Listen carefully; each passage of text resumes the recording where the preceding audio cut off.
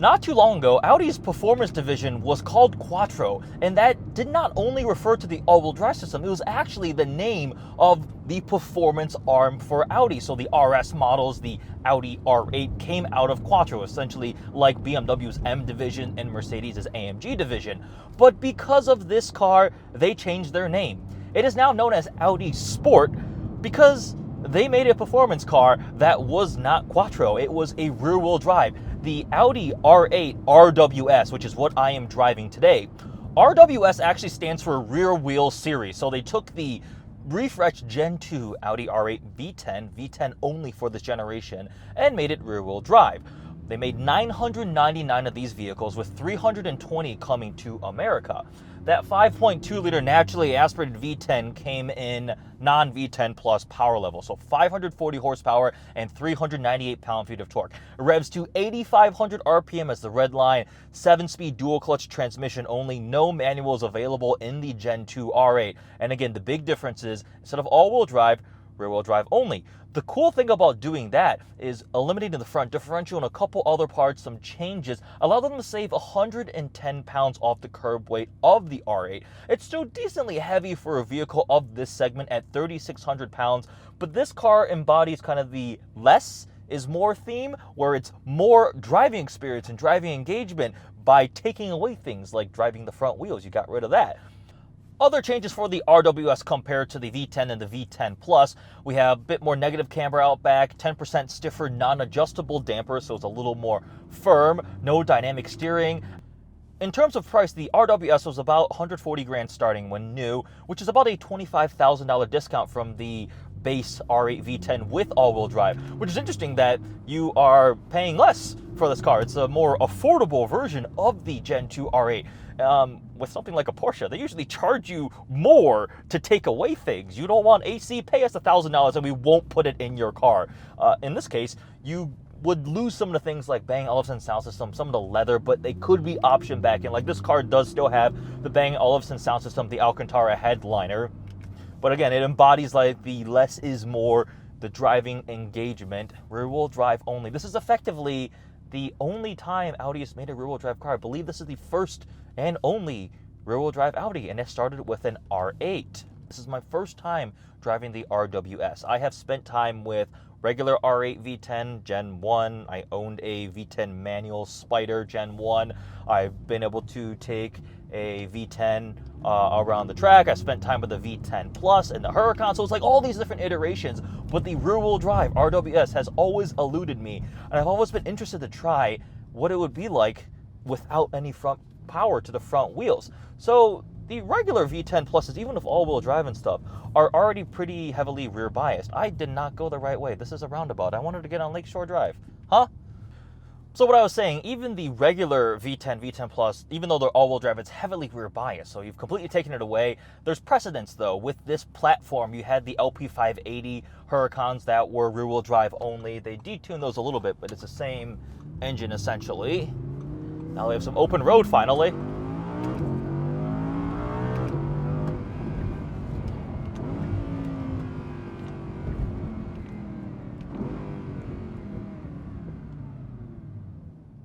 Yeah, that's fun. Hey, that was another 5.2 V10.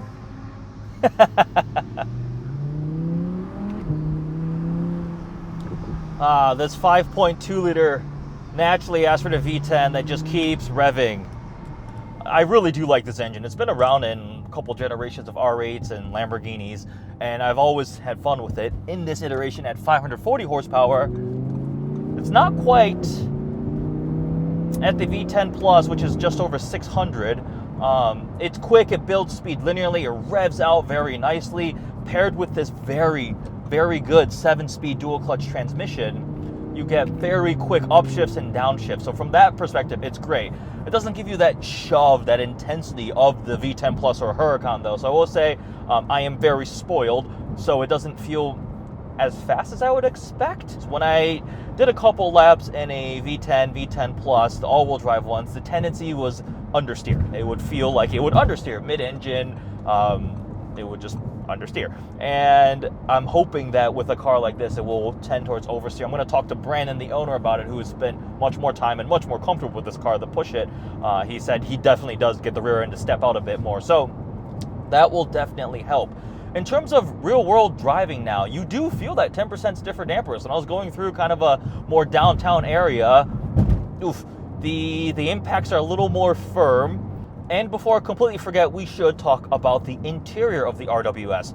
Outside of a 1 of 999 badge, I don't think anything else indicates to you that this is the rear-wheel drive R8 V10. The same giant virtual cockpit, digital display screen here, the same temperature, climate control controls here, the MMI rotary knob, the same exact steering wheel with the kind of small plastic paddle shifters on there with the really cool red start-stop button. Some nice carbon fiber here. Again, you can option in the Alcantara headliner, B&O sound system, a couple of the nicer creature comforts. Otherwise, this Gen R8 is so objectively almost perfect. Sitting inside this at my height, 6'3", I am comfortable. I have legroom. It feels spacious. I have good headroom. Huracan is smaller. It's the same platform, but it's not as practical inside. And after spending a good amount of time in a couple Huracans, it's not comfortable.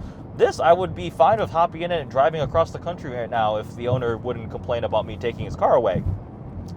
So that is really good in the Gen 2 R8. I thought about buying an R8, whether it was a Gen 1 refresh or a Gen 2, and part of the reason I didn't do it was I've already had an R8 and I wanted to try something different. The other part of the reason is they've been really good cars, but I didn't fall in love with it. It was that intangible kind of excitement, the fizz you get, and that's a very untechnical term. It was objectively brilliant. It did everything well. It looked good. It was exotic. They're fairly reliable for an exotic of this price. It was fast, great interior, great materials. It's a good car. It's a supercar to aspire to. But me being spoiled again, I've driven so many different things where it didn't make me go, oh my God, I just dream about getting one. Now, you take RWS, rear-wheel drive version, you make it a little more limited. Even though it's not the full power version, the fact that it's rear-wheel drive gives you the illusion that it's going to be a little more fun, right? It's going to be more nimble. It's less about getting every last tenth out of the car. It's about having the engagement, sliding a little bit, having fun with it. 0 to 60 in this car is 3.7 seconds, which is a lot slower than a V10 Plus. V10 Plus has been clocked to 60 under 3 seconds, so that's actually a pretty big delta. In terms of exterior styling, just like the inside, there aren't massive indicators that this car is the limited production RWS. You have to really know. Now, actually, one way you can really know is there was this optional red vinyl graphic that was asymmetric and went across the car, and if you saw that, you would know it's an RWS. Otherwise, when this car is not vinyled, you have to look at the side blades. The top is gloss black, the bottom is body colored. Unlike some of the other ones, you can get those in carbon or completely one color. So the side blade is different, and then I guess you would get under the car and see if there was a drive shaft in the front differential. Otherwise, it looks like any Gen 2 R8. Non-Plus, obviously. You don't have the big wing. You have a little active wing that at the touch of a button will go up and at speed will go up. No giant V10 Plus aero package on it, but otherwise it looks very, very similar.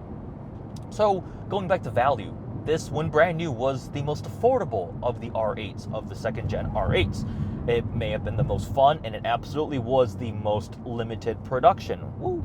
And then now, as they continue to depreciate, as with all high-end vehicles, it's really, really interesting. So V10 Pluses were at 200 grand, and they've come down to like the 150, 160 will probably get you a pretty good one. On non-plus or in RWS, they're in like the 120 to 135 range. A first-gen refresh car with the S-tronic 7-speed dual clutch, effectively the same transmission as this car, is like a $100,000 to $120,000 car now. The R-tronic first gens are, for a V10, somewhere between 80 to 100. So you see the pattern. There's nowhere for these to go anymore. I don't expect a 2018 V10 with as much or more power, newer interior, 3-4 years newer, becoming cheaper. So if you buy one of these, it could feasibly become something where you don't lose a lot of money on it. And that was, again, something that factored into my mind. This is a lot of car for the money. It's fast, it sounds great, it looks great, it's more fun to drive because it's limited and rear-wheel drive. It actually, after looking at this car, and then I was actually checking out another RWS for a client last week, I was like, should I do that? Do I want an exotic? But let's wrap up thoughts on the R8 RWS before I end up buying one by accident or something. So since I've been fortunate to drive so many different iterations of the R8, does going to rear-wheel drive impact it? Do I notice it? When you're already rolling, I don't notice any loss of traction. It's not like it's breaking the rear tires loose by losing that all-wheel drive. Now, I'm not doing launch control, so I'm sure you would definitely feel something there. I did notice when I was taking a curve and I did floor it and a turn, traction pretty aggressively cut in because it was going to spin the rear tires, and I am just in regular dynamic mode. I haven't messed with traction control because not my car, public roads, etc., etc. So in that case, I do think it is an impact, but if you were to turn it off, that would probably just gone sideways and then a nice little drifty slide, and it would have been a lot of fun. The value of this car is hard to argue against. The rarity is cool, and the only downside I can think of, I think, is the power and the sharpness isn't the same as the V10 Plus. If you've driven a V10 Plus or Huracan, this feels a little more muted. It is firmer with the dampers that are firmer, non-adjustable, a little more aggressive, a little more nimble feeling when you're whipping it around because of that loss of weight and loss of the front two wheels being driven. So overall, I think I like it. I think, for 5 miles. Yes ma'am, I will continue for 5 miles. If I were to rank my Gen 2 R8 preferences, number one at the top would still be the V10 Plus. Then it would be the RWS, and then it would be the base all-wheel drive car.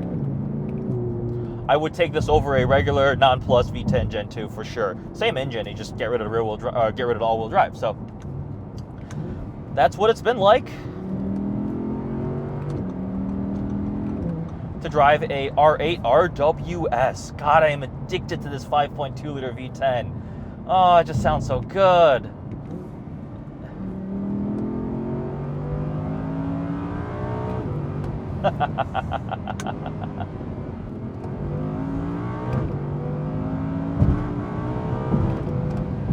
Woohoo! Oh yeah. This is truly a supercar that you can daily drive. It's spacious, comfortable, it's reliable, it looks great, sounds great. Making a rear-wheel drive has made it fun. It hasn't detracted it in any way.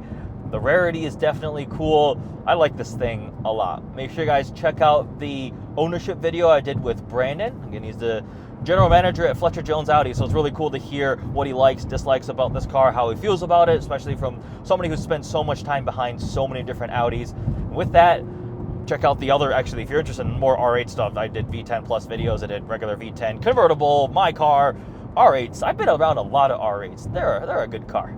Thanks for watching, guys.